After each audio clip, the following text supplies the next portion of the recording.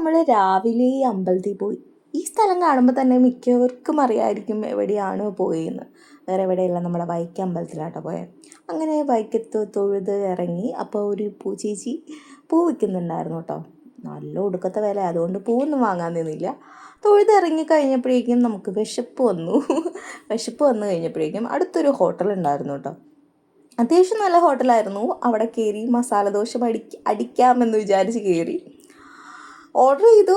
പെട്ടെന്ന് തന്നെ നമുക്ക് മസാല ദോശയൊക്കെ കിട്ടി. നല്ല ടേസ്റ്റ് ഉണ്ടായിരുന്നു. സാമ്പാർ അടിപൊളി, ചമ്മന്തി അടിപൊളി, ഒരു ഉഴുന്നുവടയൊക്കെ ഉണ്ടായിരുന്നു കേട്ടോ. ഉഴുന്നുവട നല്ല സോഫ്റ്റ് ഉഴുന്നുവടയാട്ടോ. നിങ്ങൾ വൈക്കം അമ്പലത്തിൽ പോകുമ്പോഴേക്കും ഈ പറയുന്ന ഹോട്ടലിൽ കയറിയൊന്ന് ഫുഡ് അടിക്കാൻ ശ്രമിക്കുക.